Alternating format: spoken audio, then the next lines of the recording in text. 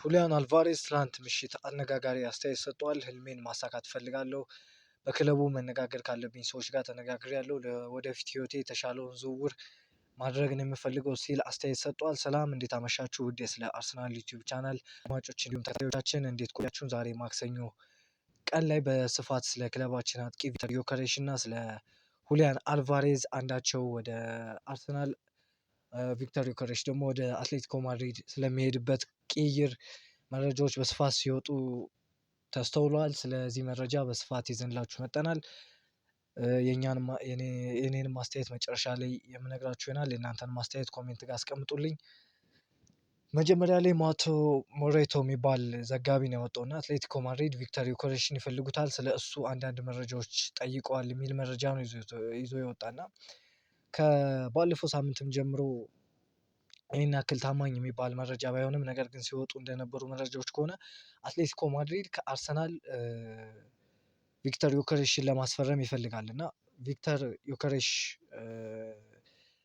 አርሰናል ደግሞ ሁሊያን አልቫሬዝን ለማስፈረም ይፈልጋል እና አንዳቸው በአንዳቸው በተጫዋች እና በተለይም ሁሊያን አልቫሬዝ ከፍ ብሎ መገመቱ እንደ ባርሴሎናን፣ ሪያል ማድሪድ ባሉ ክለቦች መፈለጉን ተከትሎ አትሌቲኮ ማድሪድ ለተጫዋቹ ዲማንድ የሚያደርገው ገንዘብ ከፍተኛ ነው። አትሌቲኮ ማድሪድ ደግሞ ቪክተር ዮከሬሽን በግል እንደማድነቃቸው ቪክተር ዮከሬሽን እና ከ50 እስከ 60 ሚሊዮን ሰጠው ሁሊያን አልቫሬዝን ወደ አርሰናል መላክ ይፈልጋሉ የሚል መረጃዎች ሲወጡ ነበር እና ያ ነገር ከታማኝ ምንጭ ስላልመጣ ብዙም አልተዘገበም። ዛሬ ላይ ግን በስፋት ከሃንድ ኦፍ አርሰናል ከታማኙ ሃንድ ኦፍ አርሰናል እንዲሁም ከቢን ጄኮብስ ሌሎችም ዘጋቢዎች በስፋት እየወጣ ይገኛል እና ሃንድ ኦፍ አርሰናል ምን አለ የሚለውን ስንነግራችሁ የምታስታውሱ ከሆነ ማንነቱ በሚስጥር ለመያዝ የመረጥኩት ሌላ አጥቂ እንዳለ ተናግሬ ነበር። ያ ተጫዋች በእርግጥ ጁሊያን አልቫሬዝ ነበር። ጉዳዩ ሴንሲቲቭ ነው ያልኩበት ምክንያት ከኛ ተጫዋች አንዱ ቪክተር ዮከሬሽ በዚህ ዝውውር ውስጥ የመካተት እድል ስላለው ነበር እና ዮከሬሽ ሰጥተን አልቫሬዝን መቀበል ነበር እና ነገር ግን አርሰናል ደጋፊዎች እውነታውን ብቻ ላቅርብ፣ እኔ እስከማውቀው ድረስ የሚከተሉት መረጃዎች 100% እውነተኛ ናቸው ሲል መረጃ ሰጥቶናል እና የሚከተሉት ናቸው። የተጫዋቹ ህልም ባርሳ ነው፣ የሁሊያን አልቫሬዝ ማለት ነው። ባርሳ መግባት ነው የሚፈልገው። በግል ጥቅማ ጥቅሞች ላይ አስቀድሞ ከስምምነት ደርሷል። የባርሳ የአትሌቲን አቋም ለማስገደድ ሁሊያን አልቫሬዝን የመልቀቅ ፍላጎቱን በይፋ እንዲናገር ሁልጊዜም ይፈልጋሉ። ትላንት ላይ ወጥቶ እንደተናገረው ነው። ከዚህ በፊትም የአትሌቲኮ ማድሪድ አሰልጣኝ ዲያጎ ሲሞኒ በቀጣይ ውድድር ዓመት ሁሊያን አልቫሬዝ ከኛ ጋር አይቆይም ሲል ይፋ ማድረጉ ይታወሳል እና አትሌቲኮ ለባርሳ ላለመሸጥ በጥብቅ የወሰኑ ሲሆን ይልቁንም ከስፔን ውጭ ላለ ክለብ መሸጥን ይመርጣሉ። ነገር ግን ባርሳ ከመሞከር አያግዳቸውም። ፒኤስጂ ከውድድሩ ወጥተዋል። እኔ እስከማውቀው ድረስ ከውድድሩ የወጡ ካምፖስ እና ኤንሪኬ እነሱ የማሰጥ ተጫዋች ስለማይፈልጉ ነው። በተጫዋቹ ምክንያት ተመልሶ ቢመጡ አይገርመኝም የሚል መረጃ ይወጣል እና የተጫዋቹ ወይም የሄዱ ክለብ ባርሴሎና ነው ግልጽ አድርጎ እሱን ተናግሯል እና አርሰናል እንደ ሁነኛ አማራጭ እያዩ ካለፈው ክረምት ጀምሮ ኢላማ ነው። ከምድብ ጨዋታዎች በኋላ አርቴታ ቢያንስ በዚህ አርጀንቲናዊ ፊርማ ውድድር ውስጥ መገኘት እንዳለብን በግልጽ ተናግሯል። አትሌቲኮ በቪክተር ዮከሬሽ ላይ ፍላጎት እንዳላቸው 100% ማረጋገጥ እችላለሁ። አንድሪያ በርታ ካለፈው ክረምት ጀምሮ ከተጫዋቹ ወገን ጋር ግንኙነቱን የቀጠለ ሲሆን በእነዚህ ቅርብ ወራት ውስጥ ጁሊያን አልቫሬዝ ወደ ሰሜን ለንደን መምጣት የተለያዩ መዋቅሮችና መካኒዝሞችን ዲፈረንት ስትራክቸርስ ኤንድ መካኒዝምስ እየተከታተለ ነው።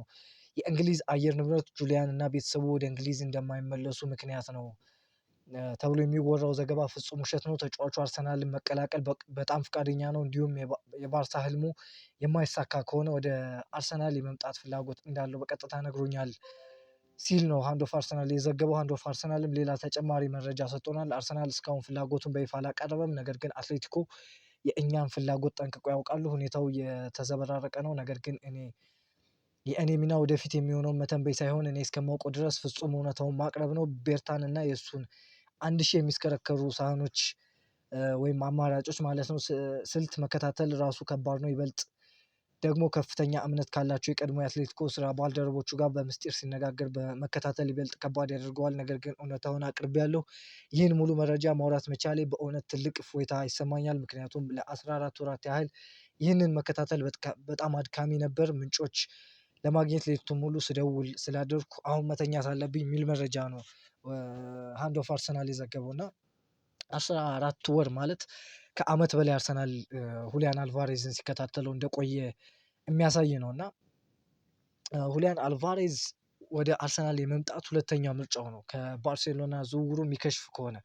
እና እንደኔ ይሄ ዝውውር በእኔ እይታ ጥሩ ነው ብዬ አላስብም። ምክንያቱም ደግሞ አርሰናልን ተቀዳሚ ያላረገ ተጫዋች ወደ ክለባችን እንዲመጣም አልፈልግም። እና አምና ላይ ቪክተር ዮከሬሽ ወደ ማንቸስተር ዩናይትድ ይፈልጉ ነበር፣ ሌሎችም አውሮፓ ላይ ያሉ ክለቦች ይፈልጉት ነበር። ነገር ግን ምን ያክል ወደ አርሰናል መምጣት እንደፈለገና ምን ያክል መስዋዕትነት እንደከፈለ የሚታወቅ ነው። ከፍቅረኛው ጋር እስከ መጣላት እንዲሁም ቦነሶችን ለሱ የሚሰጡ ነገሮችን እስከ መቀነስ የደረሰበት ደረጃ ላይ ደርሷል። እና በዚህ ዝውውር ኦፍኮርስ ሁሊያን አልቫሬዝ ጥራት ያለው ተጫዋች ነው፣ ቢመጣ ይጠቅመናል ወይም አይጠቅመንም የሚለው ላይ ይህን ያክል መከራከር ያስፈልጋል ብዬ አላስብም። ምክንያቱም ኳሊቲ ያለው ተጫዋች ስለሆነ። ነገር ግን ወደ ክለባችን አንደኛ የኔ ምርጫ ያልሆነ ወደ ክለባችን የመምጣቱ ነገር መጀመሪያ ቅድሚያ ያልሰጠው ክለብ ስለሆነ እንዴት እሱን ጠብቆ እሱን ብሎ የመጣን አጥቂ አሳልፎ ይሰጣል የሚለው በጣም ትልቅ ጥያቄ ነው። ነገር ግን ደግሞ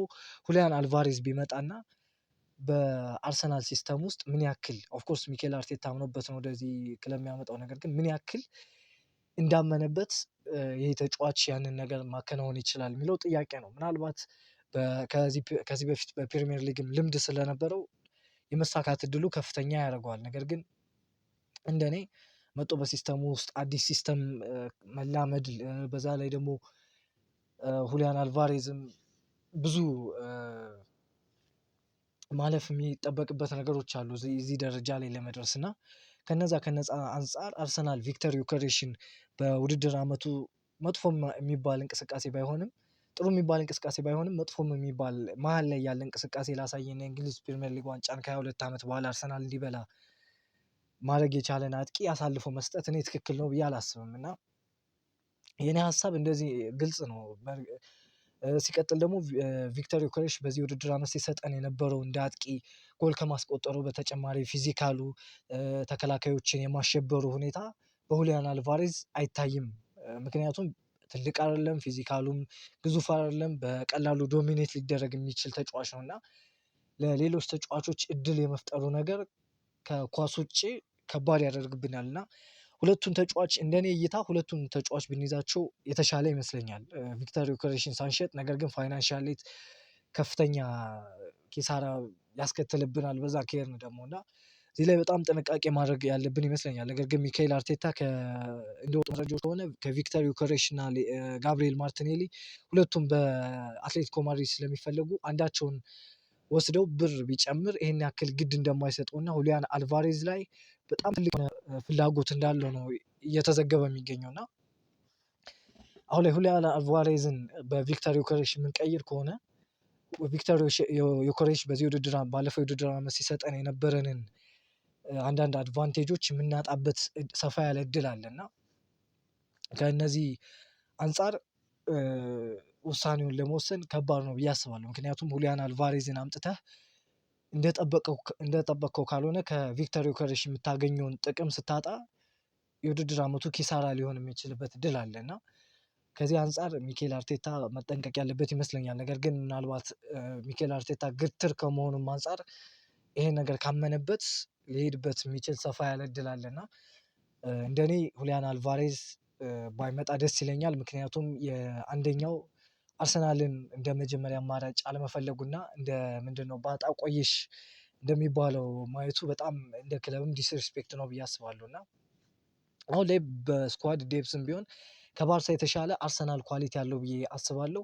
ባርሴሎና የሚሄድበት ምንም አይነት ምክንያት የለም። ነገር ግን እሱ ያንን ከመረጠ ሌትም ቢ ባርሴሎና ይሂድ። ነገር ግን አትሌቲኮ ማድሪድ ለባርሴሎናም ሆነ ለሪያል ማድሪድ መሸጥ የፈለገ አይመስለኝም። ማስፈረም የምትፈልጉ ከሆነ ውል ማፍረሻውን 500 ሚሊዮን ዩሮ ክፈሉ ነው ያላቸው። ሌላ ድርድር ጋር የሚቀርብ ነገር የለም ነው ያለው ፋብሪዚዮ ሮማኖ። ስለዚህ መረጃ ያወጣው መረጃ አለ። አርሰናል ዝውውሩ ያለበት ደረጃ ለመረዳት ከአትሌቲኮ ማድሪድ እና ከተጫዋቹ ወኪሎች ጋር ግንኙነት አድርጓል።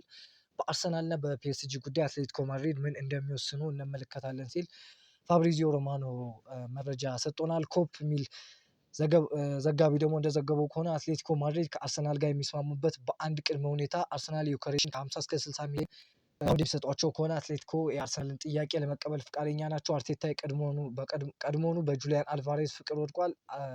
አትሌቲኮ የአርሰናል ይፋዊ ጥያቄ እየጠበቀ ነው የሚል መረጃ ነው ይዞ እና የኔን ሀሳብ ገልጬላችኋለሁ። የእናንተ ሀሳብ ደግሞ ምን ይመስላል? ኮሜንት ጋር አስቀምጡልኝ። ምሽት 4 ሰዓት ላይ ሰፋ ባለ መረጃ በዚህም በሌሎችም የምንመጣ ይሆናል። ስለዚህ ለዚህ ቻናል አዲስ ከሆናችሁ ሰብስክራይብ እንዲሁም ላይክ ማድረግ እንዳትረሱ። ሀሳባችሁን ኮሜንት ጋር አስቀምጡልኝ። ቻው። ምሽት 4 ሰዓት ጋር እንገናኝ። ወዳችኋለሁ። ቻው